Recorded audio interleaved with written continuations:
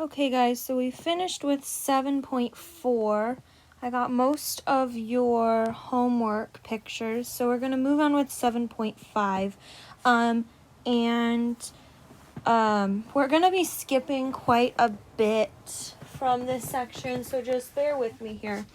And if ever I forget to have you skip homework problems and they just don't make sense, maybe because I skipped them in the notes, just skip them in the homework, and we're not going to worry about it. I'm not trying to trick you here. If you try in the homework, you're going to get the credit, plain and simple. So let's just jump right in here. There's your objectives. Let me get my pen. Functions of multiple angles are going to look like if you have sine and you have a scalar attached to your variable. So like you have sine 2x. So we're going to get to something like that. Squares of trig functions. You've seen some of those. So like sine squared u. You've seen stuff like that. You know that that's equal to sine u squared or sine u times sine u. Functions of half angles. We won't get to these in this video, but that's if you have sine of u divided by 2 or theta or x, whatever your variable is. And then products of trig functions. Well, product is when we multiply. So when we're multiplying two trig functions, so sine u times cosine v. So when we have two different variables there. So I've given you a table of all the formulas we're going to be using throughout this section. So refer back to this page right here for all of these formulas. In this video, we're going to be using this column right here. If we were having tests, which we're not, this would be the note card stuff. And there's proofs of these formulas on page 557 of your books if you're just super duper bored in this quarantine and you're that nerdy. So let's just jump right in. Solving a multiple angle formula. So first of all, we notice we've got two things going on here. We've got a cosine x, and then we've got a sine 2x. So not only do we have two different trig functions, we've got an x right here and a 2x right here, and that's no good. So if we look back up at, what did I do? If we look back up here, we see right here on this first formula, we notice that there's a way that I can get sine 2x to look a little bit different. So we're going to substitute that for sine 2x.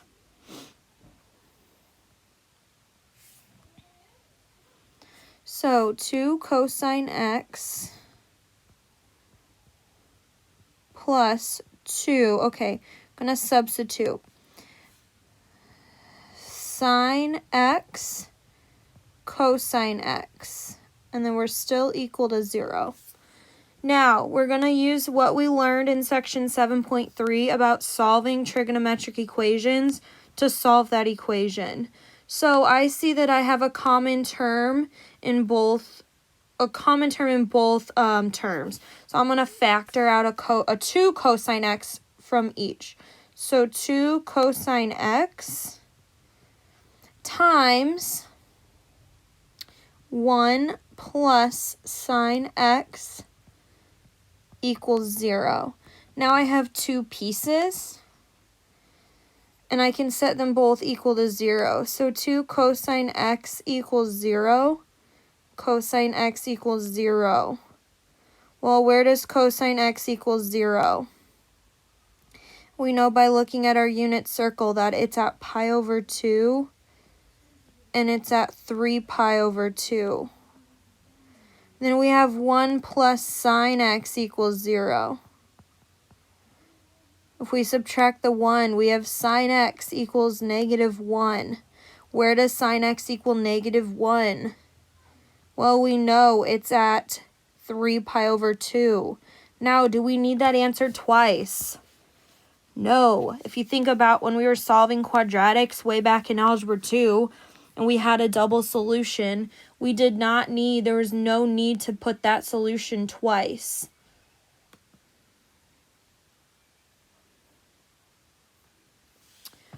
So now they didn't restrict that. They didn't say within 0 to 2 pi.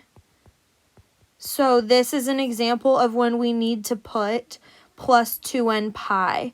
So x equals pi over 2 plus 2n pi, and x equals 3 pi over 2 plus 2n pi.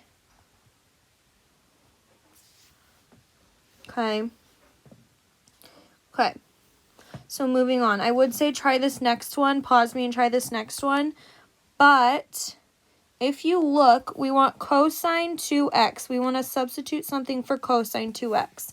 Go back up and look at cosine 2 theta. It's a theta in the table, and that's okay.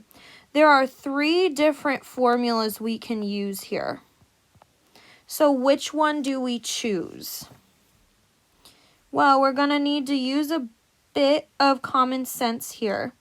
If we look at the equation we're solving, it has another cosine x here. I'll use red. Has another cosine x here. So why would I want to intentionally substitute something and put a sign in there when there's only cosines? So if I can help it, let's substitute something and keep only cosines in this equation, because if possible, it's best to keep one trig function. So looking back up, we're going to substitute for cosine 2x. We're going to substitute 2 cosine squared x minus 1. So we have 2 cosine squared x minus 1 plus cosine x equals 0.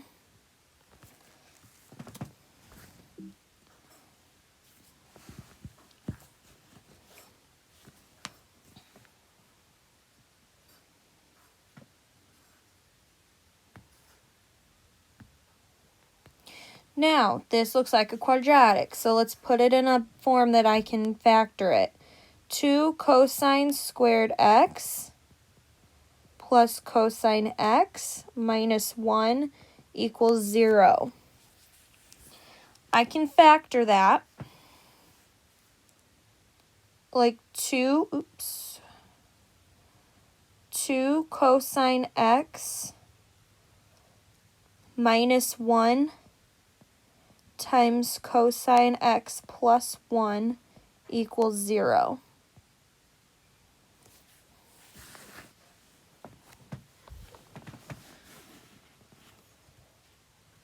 Now, that's going to give me 2 cosine x minus 1 equals 0, which gives me 2 cosine x equals 1, which gives me cosine x equals a half. Now, cosine is positive in quadrants 1 and 4 at my pi over 3 angles. So I have pi over 3 and 5 pi over 3. So since I'm not restricted, I would have pi over 3 plus 2n pi, and I would have 5 pi over 3 plus 2n pi. So that's from that first factor right there. I'm taking up a lot of space. Then from my second factor, I've got cosine x plus 1 equals 0. By subtracting the 1, I've got cosine x equals negative 1.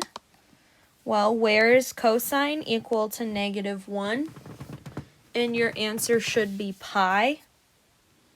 So I've got x equals pi, and since I'm not restricted, I've got plus 2n pi.